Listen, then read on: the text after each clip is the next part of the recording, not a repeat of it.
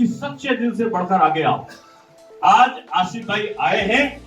अब हमारे वहां देखो, सीमा रिजवी थी, मिनिस्टर बनी, पोखल नवाब है, एमएलसी बने, 2 बार बने, मोहसिन रजा है, मिनिस्टर भी बने और एमएलसी भी पाए। हमारे वहां भी जो है अंसारी, दानिश अंसारी, मिनिस्टर भी है और काम भी करते। तो ऐसा थोड़ी है बीजेपी सबको साथ, हाँ, ये तुष्टिकरण नहीं करती दिखाई पड़ेगी।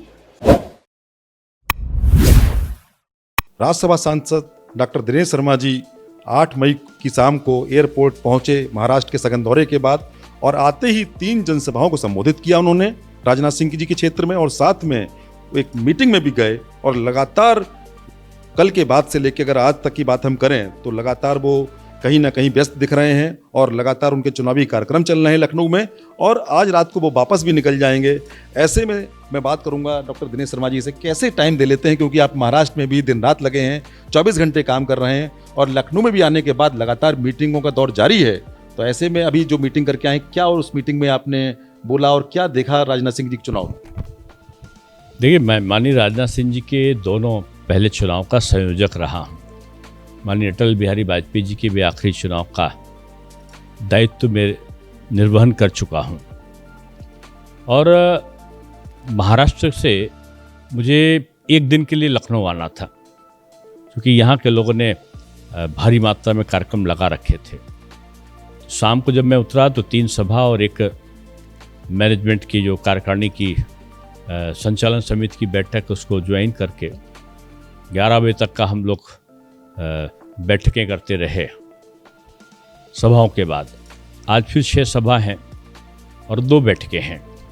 आज भारी मात्रा में शाम को फिर महाराष्ट्र निकल जाना है, पुणे जाना है। जिस तरीके से लोगों का आकर्षण बीजेपी की तरफ बढ़ा है उत्तर प्रदेश में भी अद्भुत है। योगी जी के काम और मोदी जी का जो एक व्यक्तित्व है, सोने में सुहागा है। आदरणीय राजनाथ सिंह जी के लिए मुस्लिम वर्ग भी बड़ी तेज़ी से आया है।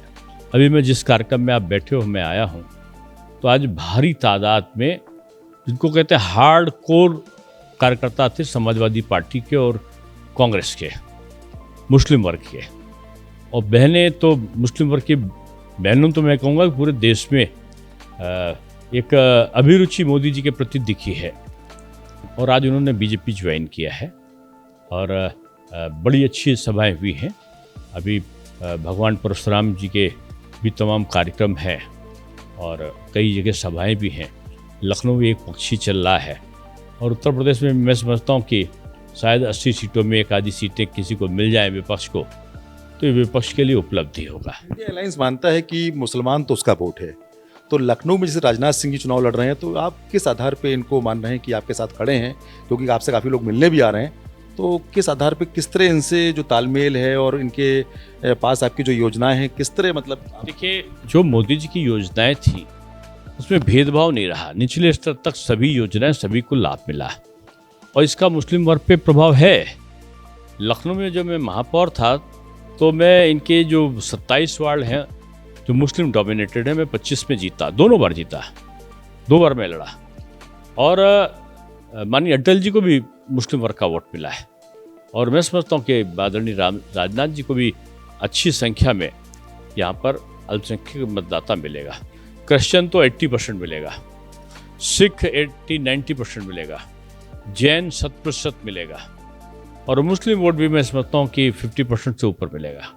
जिसने लगातार पिछले 2 बार से लोकसभा चुनाव में, जो सबसे पहला जब वो सांसद बने लखनऊ से, उन्होंने रीता बहुगुणा जोशी को हराया था और लगभग जीते थे 2,57,000 वोट से, और उसके बाद पूनम सिन्हा को पिछली बार हराया, उसमें जीते लगभग 3,70,000 वोट से। तो अब क्या स्थिति दिखती है, ये भी आंकड़ा पार करेंगे राजनाथ सिंह जी? अब की बार 5 लाख पार लखनऊ में और 400 पार पूरे भारतवर्ष में।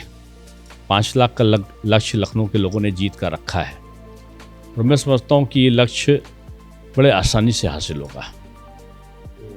डॉक्टर दिनेश शर्मा जी कह रहे हैं जो लखनऊ में है इस बार 5 लाख का जो लक्ष्य है वो पूरा होगा, और साथ में जो केंद्रीय रक्षा मंत्री हैं राजनाथ सिंह, जो कि यहाँ के सांसद भी हैं लखनऊ से, वो इस बार भारी मतों से जीतेंगे और मुसलमान वोट तो बढ़ चढ़ के हिस्सा ले रहा है और कहीं ना कहीं बीजेपी के साथ खड़ा हुआ है। भारत एक्सप्रेस के लिए सुशील कुमार तिवारी, लखनऊ से।